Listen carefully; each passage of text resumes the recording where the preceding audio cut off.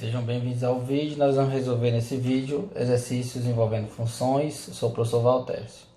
Primeira questão. Durante o percurso de X km, um veículo faz 5 paradas de 10 minutos cada uma. Se a velocidade desse veículo em movimento é 60 km por hora, qual é a expressão que permite calcular o tempo em horas que ele percorreu esses X quilômetros? Então, antes de iniciar aqui, vamos só recordar que velocidade média seria a distância pelo tempo, que a gente chama de ΔS sobre ΔT. Então daí você encontra que o tempo é a distância pela velocidade média. Como eu disse que a distância aqui é x quilômetros, então vai ser x, e a velocidade é 60 km por hora, x sobre 60. E aí você encontra que o tempo, chamar só de t, seria x sobre 60. Só que tem um detalhe nesse problema aí, que ele falou que durante essa viagem, esse deslocamento, esse veículo fez 5 paradas de 10 minutos. E esse tempo nós vamos ter que acrescentar esse tempo que a gente encontrou, x sobre 60. Só que para acrescentar aqui tem um detalhe, que como aqui o tempo está em minutos e a expressão está toda em quilômetros por hora, está em hora, nós vamos ter que converter. Então, uma observação aqui, como ele fez 5 paradas de 10 minutos, ele andou 50 minutos. Isso convertendo para hora, basta você dividir, que aí vai deixar de ficar em minuto e vai ficar em hora, tá bom? Então, 50 sobre 60 horas. Então, eu vou acrescentar 50 sobre 60 horas. De início, o aluno pode pensar que cancela o zero, né? Seria interessante, eu vou cancelar o zero. Só que isso não vai ajudar muito, que na verdade já fica o mesmo denominador. Então, só somando as frações, como o denominador está comum, você só vai ter que somar o x mais 50, que seria uma das letras lá do exercício. A segunda questão. Para produzir um número x de peças, uma empresa deve investir R$200 mil em máquinas e, além disso, gastar 50 centavos na produção de cada peça. Então, para quem já estudou essa parte aqui, a gente tem até uns termos específicos, é como se fosse o custo fixo e o custo variável.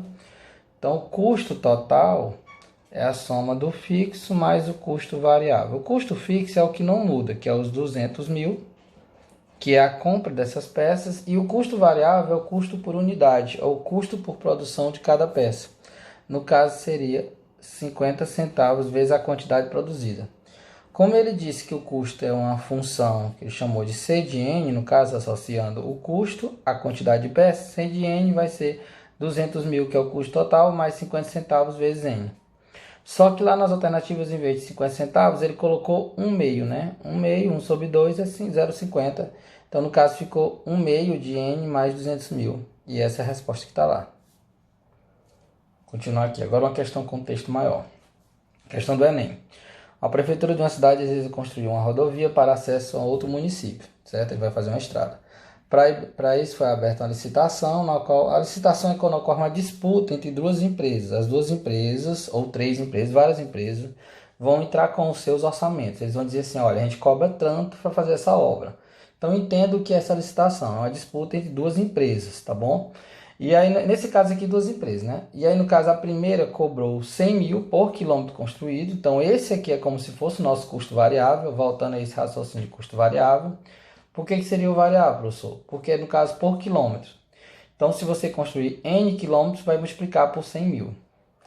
E acrescida um valor fixo, olha o custo fixo de 350 mil reais. Então, eu vou chamar assim, custo 1, associando com a empresa 1, seria 350 mil mais 100 mil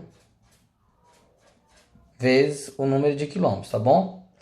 Já a empresa 2 cobrou 120 mil por quilômetro construído N, acrescido de um custo de um valor fixo de 150 mil. Então, o custo 2, vou arrumar aqui, vai ficar 150 mil mais 120 mil vezes N quilômetros. Então, tá aí os dois custos. Assim, as empresas apresentam o mesmo padrão de qualidade de serviço prestado, mas apenas uma delas será contratada. Do ponto de vista, ou seja, quem vai ganhar a disputa aí, né? Então, do ponto de vista econômico, qual é a equação que possibilitaria encontrar uma extensão da rodovia, o tamanho da rodovia, que seria o N, né? qual uma expressão matemática que a gente poderia encontrar a extensão da rodovia, que tornaria indiferente. O que significa essa palavra indiferente? Ou seja, que elas têm o mesmo custo para a prefeitura escolher qualquer uma das propostas. Então, o que ele quer saber é qual N para que tenhamos o custo da primeira igual ao custo da segunda. Então, se você pegar as duas equações e igualar, você vai encontrar o seguinte: 350 mil mais 100 mil N igual a 150 mil mais 120 mil N. Aí você observa as alternativas, nenhuma tem isso, mas se você dividir todo mundo aqui por 1000, como se você simplificasse essa equação toda, você ia cancelar 3 zeros em cada um dos, digamos aqui, cada um desses números aqui. E aí você ia encontrar 350 mais 100, né? 350 mais 100N igual a 100 mais 120N. Vou repetir aqui, ó. 350 mais 100 vezes N, que é o número de quilômetros, 150 mais 120N.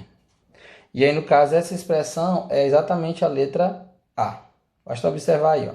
100N mais 350, 120N mais 150. Mais uma questão de função agora, mais uma questão que envolve a parte de gráfico, tá bom? Essas questões são muito comuns no Enem.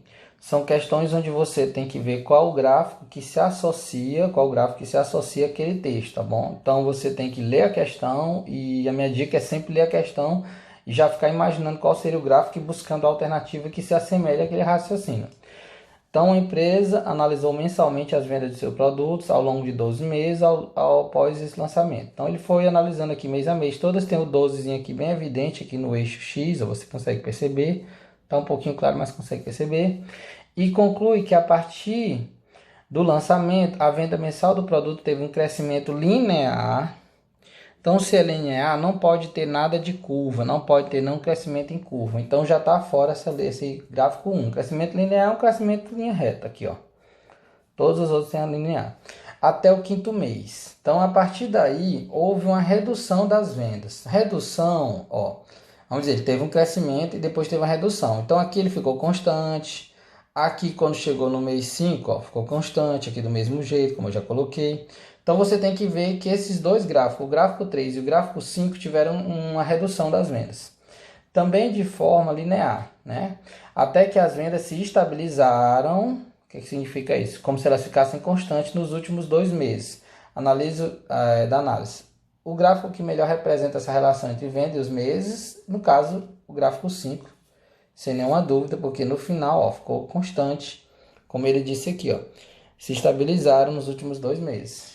E eu agradeço quem assistiu o vídeo até o final.